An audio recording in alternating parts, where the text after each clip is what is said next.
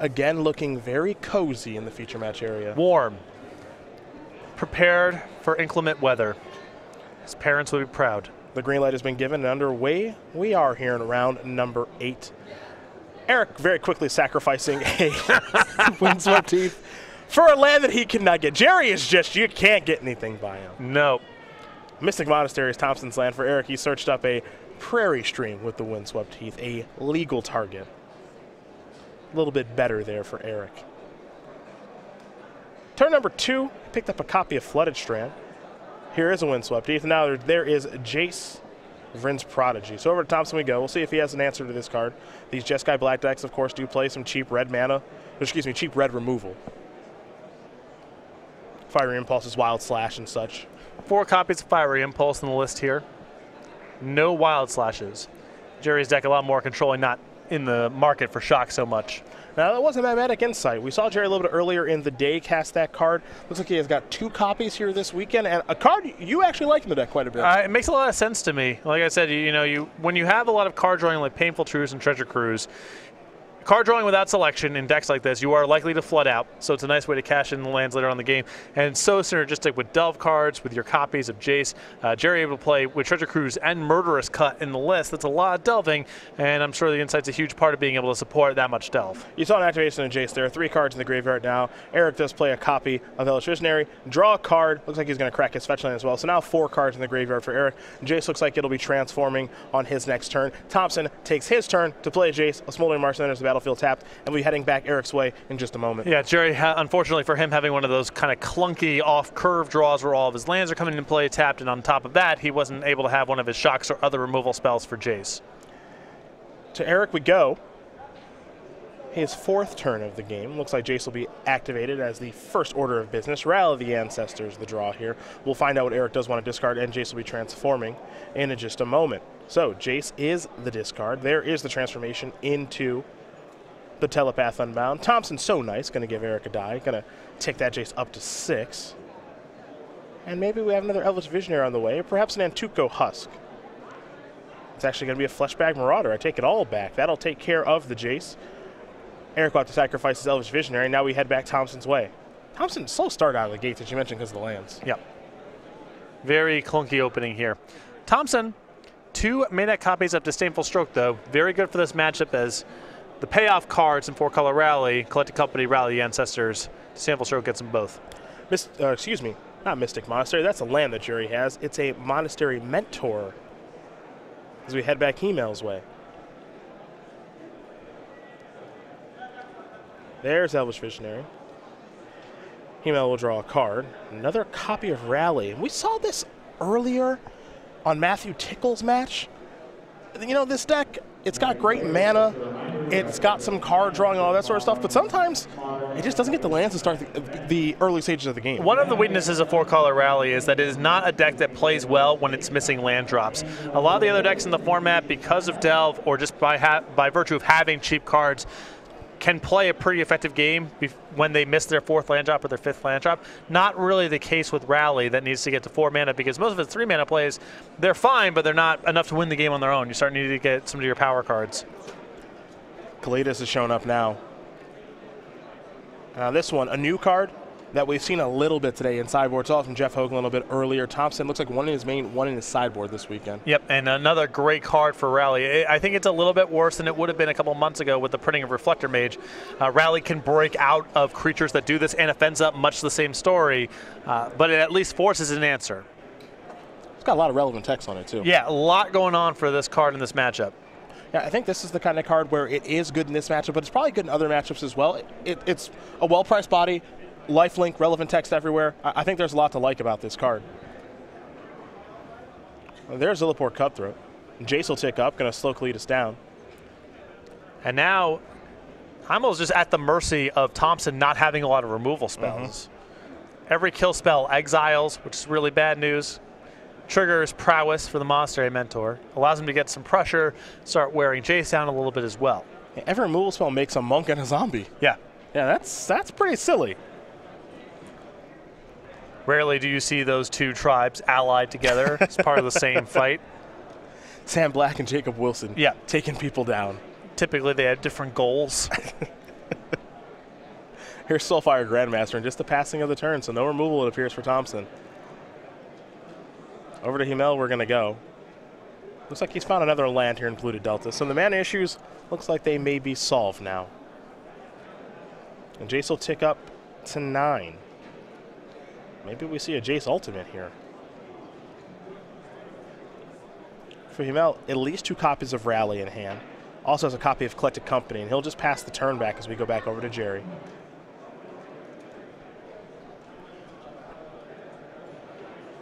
Unclear if there's any good attacks to be had here on Thompson's side of the board. What's on the table right now looks fine to me. Yeah.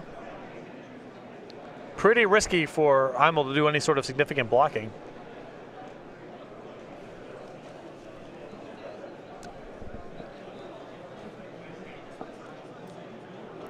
Trying to put any sort of block on Kalidas is a good recipe to get blown out by 1 removal spell. And everything else, keep in mind with Kalidas in play, it's just going to exile, so it doesn't really matter. Thompson does have a copy of Crackling Doom in hand right now, but you can tell that he's trying to set something large up, because now that Eric has drawn lands, the dynamic of the game has changed. Well, I think that Thompson is probably respecting the possibility of Collected Company, and then, you know, what does he want to attack with? What's he trying to induce? There is Collected Company. Crackling Doom here from Thompson. That will trigger Monastery Mentor, a Monk on the way, Fleshback Marauder down, exiled, and now there's a zombie. Also, Jace will fall down to 7. That's a really good Crackling Doom. Brings a lot along with it. Now Collected Company will resolve. Catacomb Sifter is in there. And I think that's it. Wow. And Hymel can't feel comfortable with his position now because Thompson, like we mentioned, he's been playing off curve and a little clunky now. He found land number 5 last turn. You got to imagine he can start deploying some resources in his hand pretty efficiently. And if there are removal spells, because of Soulfire Grandmaster, Monastery Mentor, Kalidas, it's really problematic if Thompson can just string together a bunch of removal spells. This changes if Hymel can get his hands on a Reflector Mage, then he can get Kalidas off the table and do some stuff, but exiling is really problematic. And it appears to be a problem. There's a Flooded Strand. So land's no longer an issue. Eric's drawn a couple in a row. And we know that he's got a bunch of Rally Ancestors in hand, but his graveyard's not stocked up very large. So he's going to take a look at it here to see what he's got options in down there.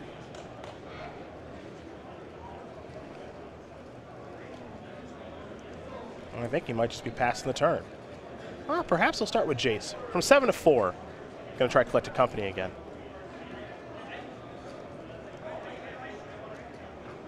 Top 6 again.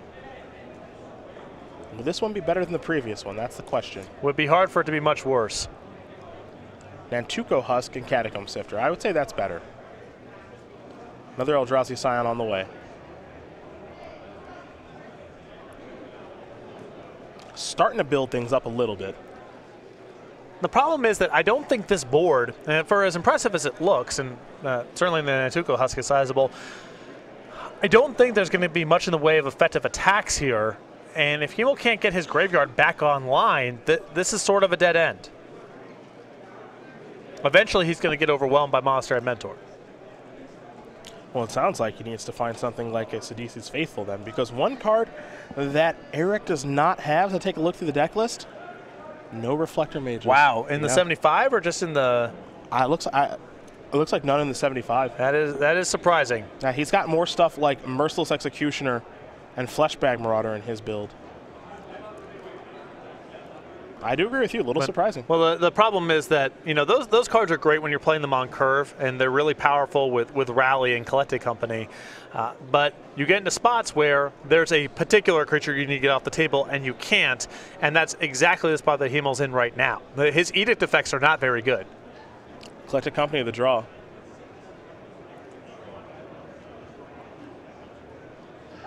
And now it almost feels like Thompson gets to go wider than Eric does. Every creature that gets killed, again, exiled, you get a monk, you get a zombie.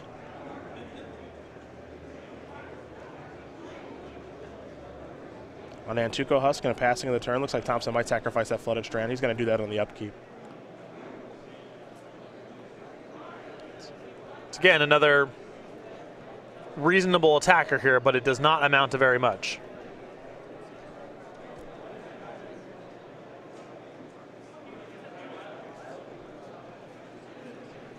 Thompson will draw.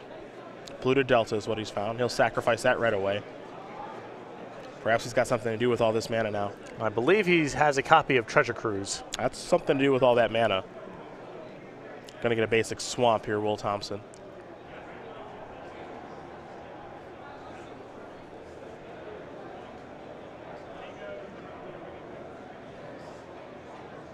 And as he taps a single blue, it is a Treasure Cruise. That'll bring some monks along with it, thanks to Monastery Mentors, plural. 3 cards on the way here for Thompson. Canopy Vista among the cards that have been drawn. There's another monk token.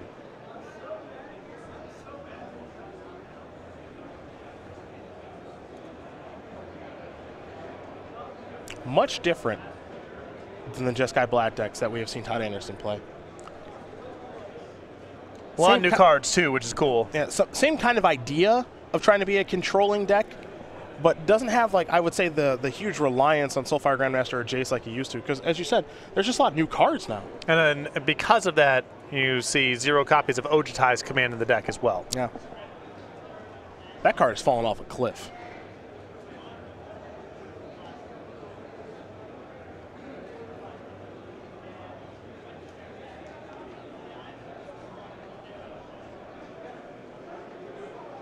Four mana. Murderous Cut. Treasure Cruise going to get dealt away. 2 more monks. We'll have to see what gets targeted with this Murderous Cut. We can find out, that's for sure. A little bit unclear at this stage.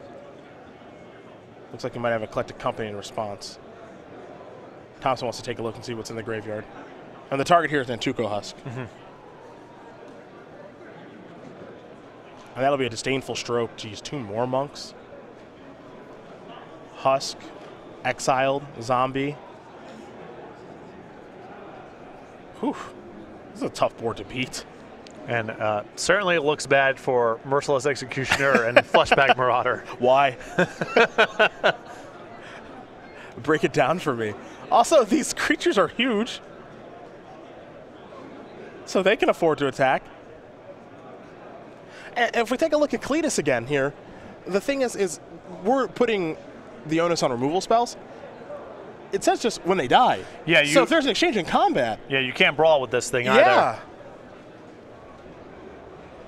This is another one of those cards that I think may have gone overlooked a little bit when all the previews came flowing out for Oath of the Gatewatch, because the cards were so powerful and so, I guess, bombastic is the word I want to use. You know, you just saw a lot of cards, Eldrazi, Creature Lands, all that stuff. Maybe you overlooked this one.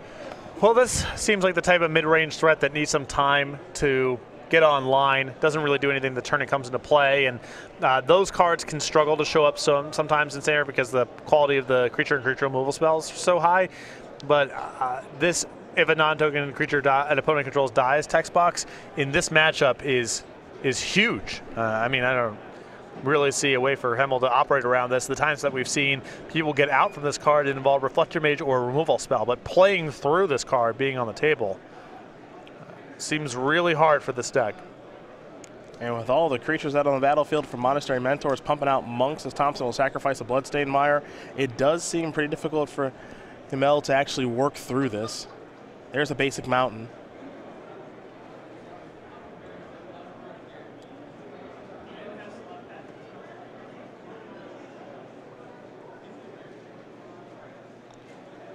Curious to see what comes next. Might be Chandra. Oh, okay, just have the Treasure Cruise. And a whole bunch of triggers. 2 monks, 3,000 prowess triggers.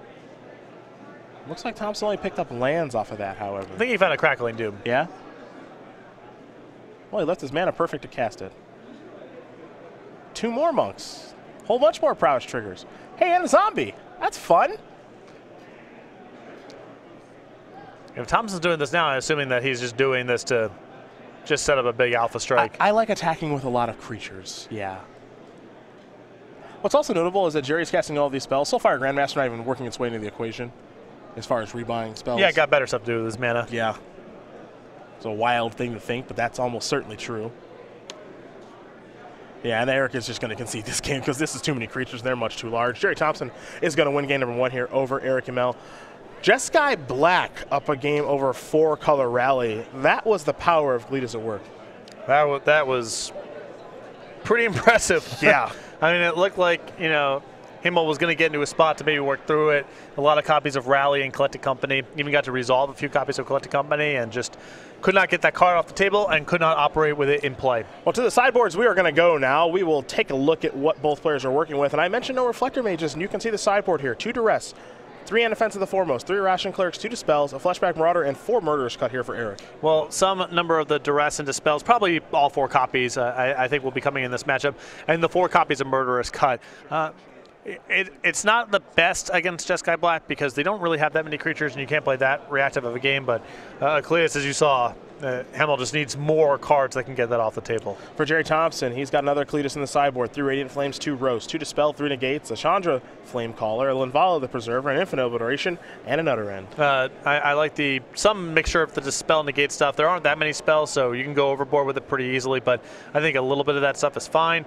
I think that Thompson probably has enough removal to make Radiant Flames an okay option for him here. It's not good all the time in the matchup, but if you're picking apart other pieces of the synergy, Radiant Flames can be really good. And definitely want the other copy of Cletus, as we saw what happened when that card went unchecked in the first game. Yeah, you're going to have to kill that thing to be able to operate, will Eric Hymel. So that gives you an idea of what both players are working with. And now what we are working with the creature collection with StarCityGames.com, we got some new stuff. Now, Grizzly Brand, that thing is a member of our game night community. We've got some playmats, sleeves, and some player bundles of that. You can find that at go.starcitygames.com/creature collection. And if you're into zebras, like I am, you can find Oh! I did not know about this. Yeah. Oh, yeah. All right. So, playmats, sleeves, and player bundles as well. Go.starcitygames.com/creature collection. Here's the thing. We need a name. For the zebra. For the zebra. Okay. Chris Van Meter, Andrew Boswell, they worked on this a little bit. Okay. They felt that it has to start with a Z. I believe Andrew Boswell, if memory serves, calls it Zachariah the Zebra. Well, I would suggest that the zebra could be a woman. See? That's why you're back. I agree right away. Mm-hmm. I was kind of thinking stripe. Yeah. But I feel like that's just not particularly good. It's not creative enough. Okay. So, again, this is really where you get paid. What about Oreo? Oreo's pretty it's pretty gender neutral, right? Yes. Yes. Okay. Oreo the zebra? Yeah, that's cute. It's a baby zebra, or it's young at least. I don't know. It's baby necessarily, but it's not an adult.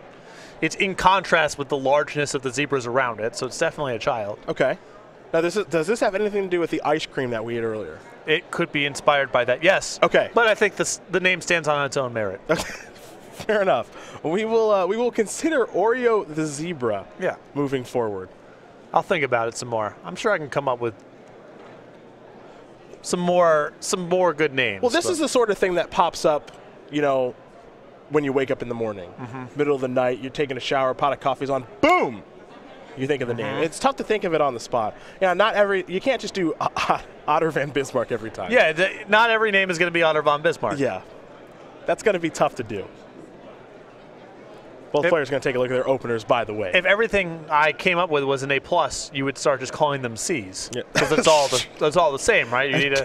You need to have some mediocre ones, which I acknowledge. Oreo's not my best work. Okay. But you need to have that to contrast it with the occasional kernels of genius that I produce. Understood. It's a balance. Right. That's what it's all about. Compare and contrast.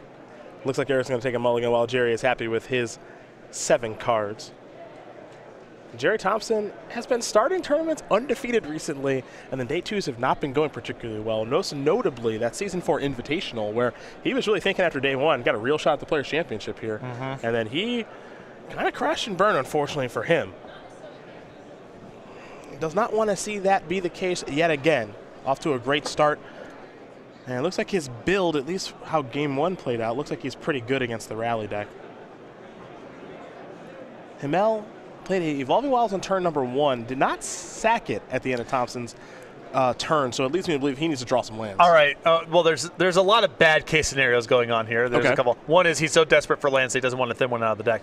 The other is his colored mana situation is so bad that he needs more information. For example, if he draws Sunken Hollow, now he might want to get a green or white source of mana. But if he draws, you know, a Canopy Vista, maybe he goes and gets an island. So waiting there, probably the best idea.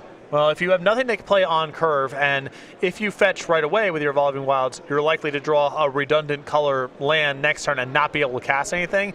You're probably better served just playing off curve, acknowledging that's going to take you a little while to get set up. Or the other option is, I guess he liked the card that he scryed to the top so much and didn't want to shuffle it away. Sure. Flooded Strand was the draw for the turn. There's a forest. Now here's a Catacomb Sifter. So appears to be operating okay. Yeah, it's got colors of mana online. Got to cast something. 5 cards is 5 cards, but it's not a total disaster to start with. For Thompson, a Smoldering Marsh and an island, and now here's a Bloodstained Mire. Thompson will sacrifice this Bloodstained Mire, a land on the way, going to go with a basic mountain. And it looks like just a passing of the turn, back over to Hymel. Here's an attack for 2, let's make it 3.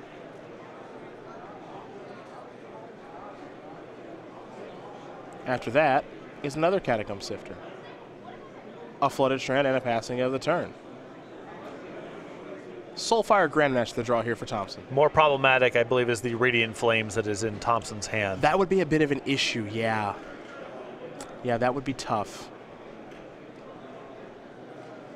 Here's a Soulfire Grandmaster, who maybe you've got a big setup here. Or if he's sitting on something like Negate or Disdainful Stroke, he doesn't want to open up the door for Collected Company to resolve. And even if you kill your Soulfire Grandmaster, you gain a lot of life for your trouble.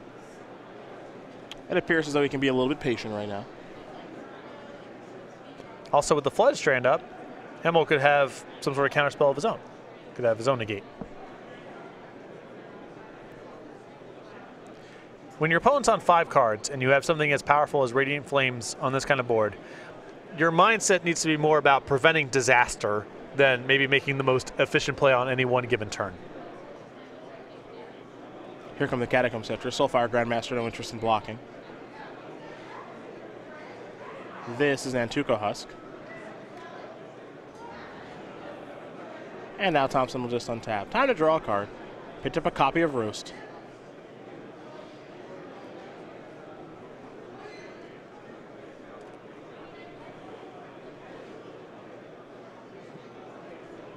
Thompson with a Swamp. There's the Radiant Flames you mentioned, and that one has lifelink.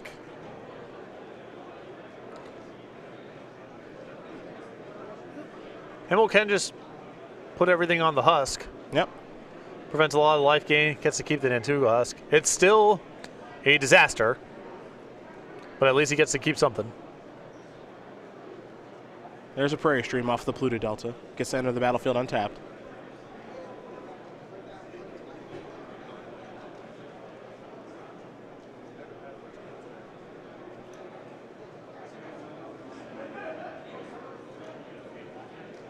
And we're going to see some sacrificing here in some capacity.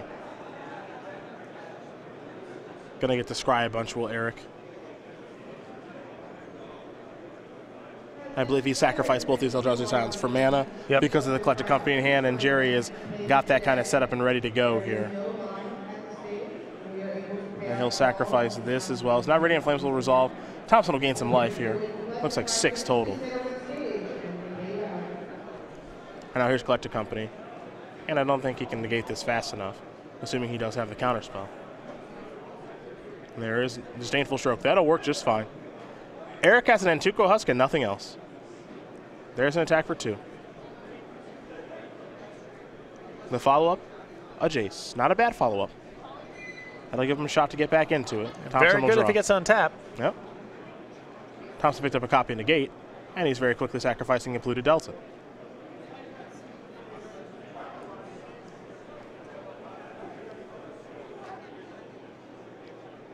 Sunken Hollow, the land of choice. You can see just how good the Jeskai Black mana base is. All the colors there. Now here's a Roast. I'm going to go after Jace. And now a Treasure Cruise. And Thompson still leaving a counterspell left over in his hand should Hymel find Rally or Collect a Company off the top. Yeah. And Thompson, like I said, focusing on preventing disaster. Here's an attack from 2 from Nantuko Husk. The follow-up here is Jace yet again. Thompson will draw. Looks like a copy of Polluted Delta.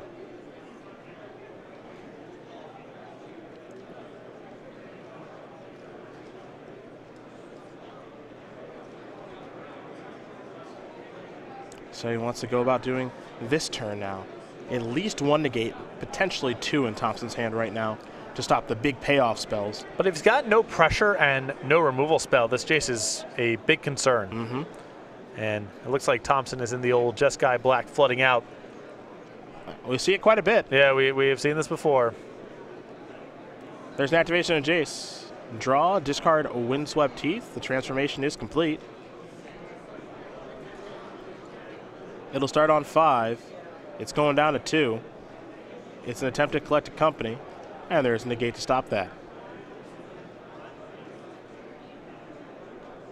Husk will serve for 2. Thompson will fall down to 13. Now Thompson's going to make it 12 as he sacrifices the Flooded Strand.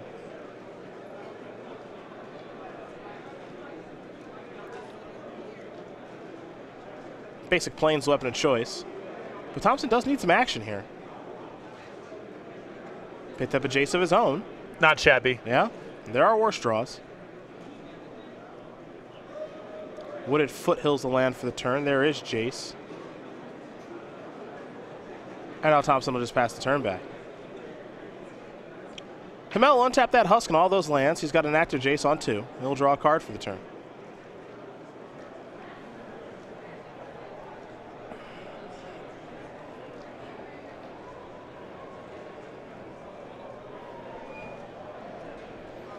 And now he's tapping mana, so we'll see what this is. Catacomb Sifter, okay. I'm bringing a Scion along with it. Sacrifice that Scion. Time to scry. Top card becomes the bottom card. And now Scrim Horospex. Okie dokie. And now Nantukos gets to come into the red zone. So now you just wonder what's going on with Gerry's hand. Well, I'm assuming it's some mixture of lands and spell-based counters. He would have interacted with this board if he could have. He would have killed that Jace before I got to flip. He probably would have answered the Nantuko Husk by now. So not a whole lot here makes sense, except for counterspells and lands. Canopy Vista. And now a drawing of a card. Let's make it another one. Monastery Mentor has been found. An all-star in game number 1. Flooded Strand is a discard. Jace is going to transform. 5 counters with Radiant Flames and Treasure Cruise in the graveyard to bring back. Negate, not a great target right now.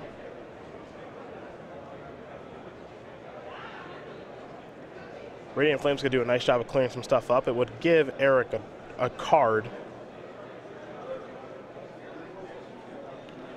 from the Horospex, so interesting to see what will happen here. Well, there's the option here of Thompson playing Monastery Mentor, flashing back the Treasure Cruise, and just hoping to find random spot removal to pick apart the board, generate a bunch of monks, and try to win the game that way.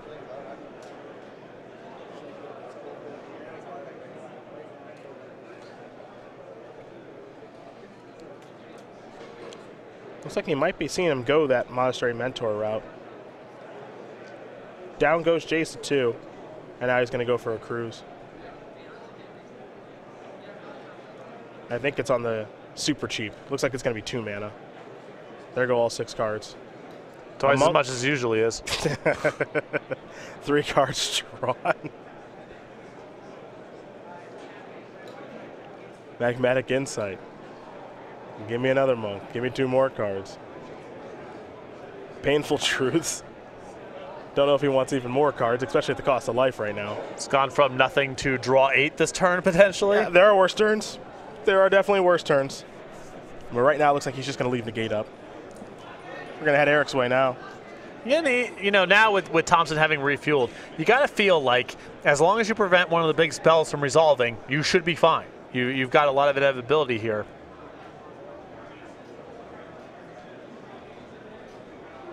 Here come them beatdowns. Well, there appears to be some blocking that needs to be done. Block there.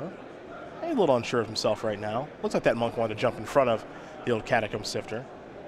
I think most importantly here is that Monastery Mentor is looking to trade with Grim Horospex. Yes, and once the Horospex leaves the battlefield, you know, Hymel's just playing with the top of his deck. Thompson's got a ton of card drawing here. So that's actually the big threat. It makes a lot of Hymel's mediocre draws actually quite good because they can be cycled for more cards and so on and so forth. So even though the Husk is the closest thing to lethal, it is not as important as getting the Horospex off the board right now. Catacomb Sifter gets sacrificed to the Husk, which means that Eric got to draw a card from the Grim Horospex. Grim Horospex and Monastery Mentor do trade. Jace is going up to slow down the monk. And now we head back Thompson's way. Wandering Funeral, the draw.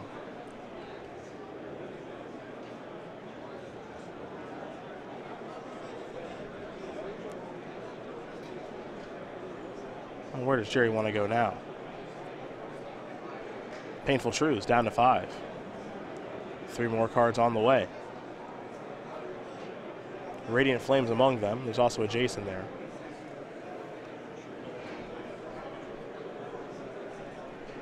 It appears just looking for a way to close it out as he takes a look at the graveyard. They're very far ahead as far as cards are concerned. Not that far ahead, and actually not at all ahead in regards to life. And with a lot of negates in hand, he at this point really only has to be concerned about creatures off the top. So what are the problematic ones? Well, with a Husk in play, something like Catacomb Sifter is problematic. But Hymel's running out of draws here because his spells right now are no good. I think Thompson has access to too many copies of negate. Not a great attack there. You see him shake his head a little bit about that one. That monk got targeted by Jace last turn. Well, so. Probably won't end up costing Thompson in the end, but you can tell Thompson cares a lot about playing precise magic, and that was an attack with not much of a goal. Indeed.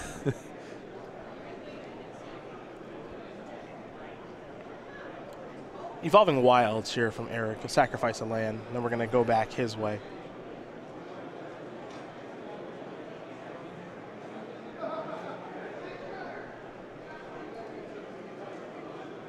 Flooded Strand, the draw, to go along with a Flooded Strand in hand. He'll play one of them. Nantuko Husk looks to come into the red zone. He's going to attack Thompson. I think that's a repeat of the 0 power attack. Eric, hey, Eric giving it right back. Absolutely, one on each side. It's late here in Atlanta. Checking the time, it is 8 o'clock actually. Just turned 8 o'clock. We'll give him the benefit of the doubt. Going to recast Magmatic Insight here, Will Thompson. I like that card in this deck. Yeah, makes a lot of sense. I think it's a really, really nice inclusion.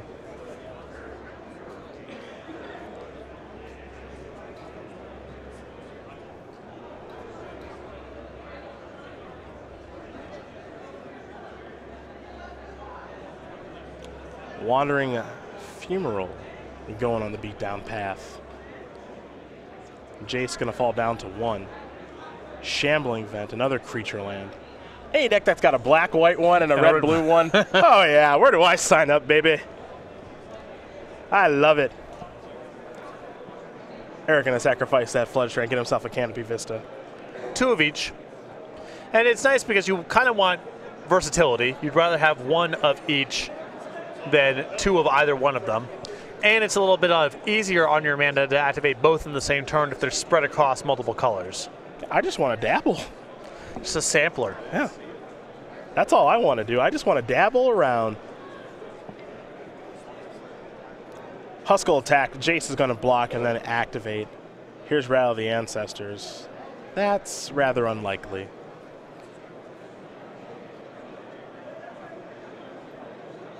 There's Negate.